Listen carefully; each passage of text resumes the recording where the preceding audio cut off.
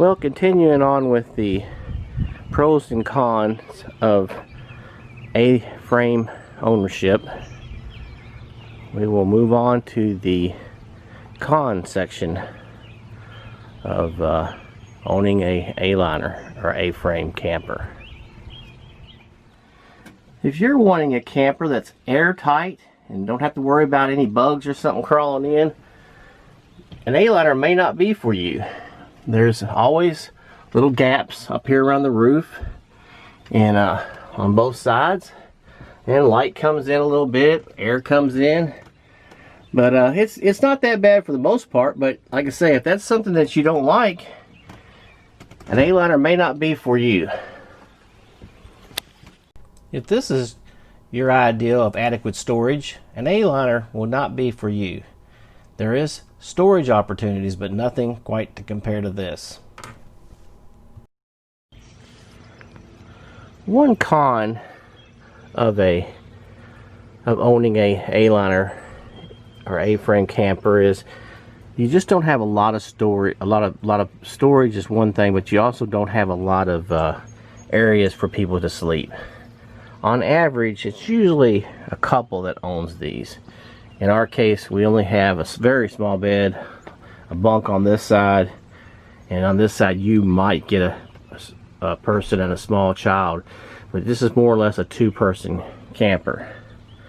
Now there are some bigger ones that have a few features where you might get a one or two more, and they do have one bigger version called the family version, where they've taken a lot of this stuff in the inside out, and they've added bunks here, double bed on this side, maybe a double bed on this side, and different things to get up to a family style. And they have a family style A-liner that's out. But for the most part, these are set up for a couple.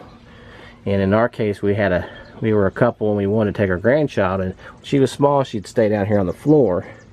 But as she got bigger, it really wasn't something that she was going to be able to do anymore. So that's something to consider, because just don't have the room for a lot of people to stay in these. If your ideal of kicking back in the camper and chilling resembles something like this, an A-liner camper is not for you.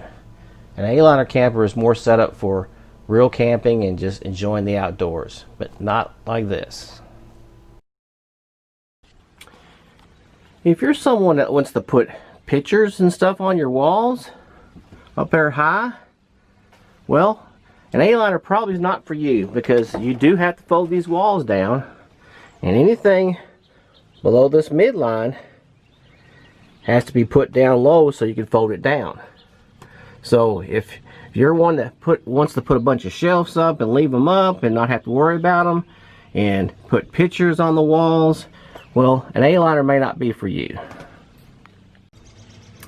Another con for an A-frame type camper is that if you want your bed made up all the time, which was like we have set up here, you kind of have a compromise. You're not gonna have your table. You know, you'd have to tear all your beds down and put a table up inside of here. So that is always an issue. You either go with your beds all the time and not have a table, or you have to tear all those beds down, and you don't have the option of having a bedroom area and then actually have a dinette area. Now there's some of these that do have a dinette on one side and a nice sized bed on the other side, so that in that case you would be able to do that still. But for the most part, you have to change up the configuration for each time you go from the sleeping mode, and if you want to stay in the camper and have a dinner in there. If you go out in the winter a lot, an A-liner may not be for you. They can handle fall and spring, the cooler air, but once you get down below freezing, you start having issues with condensation building up on all these metal surfaces. And we've had to add a little piece here to keep that condensation, because that's a cold piece of metal right up against your bed. So if you're into really low freezing camping, A-liner is probably not something you want to go into. They can be used that way, but you have to know that humidity and that moisture is going to build up on all these metal surfaces in here. And what's going to happen when it gets warmer in here, you're going to have drippage coming off of all these metal surfaces. So to summarize a little bit of what we've learned, pros and cons with an A-frame type camper. There are a lot of nice things about an A-frame camper. There's a lot of things that work for people for towing purposes, and there's other reasons why you might do this for it's a small package. There's also a lot of cons as far as what you get when you have a small camper like this, and you pretty much have to decide on your own what you think might be best for you. I hope these videos have helped out a little bit with making decisions. Like I say, we have enjoyed our A-liner, and sometimes, as much as you might like a particular camping or camp setup, it's time in life to move on to something else. So you may move on for a reason that's not has anything to do with the camper. And if you notice, we have kind of, if you watch my channel, we've kind of vanillaed out the camper here,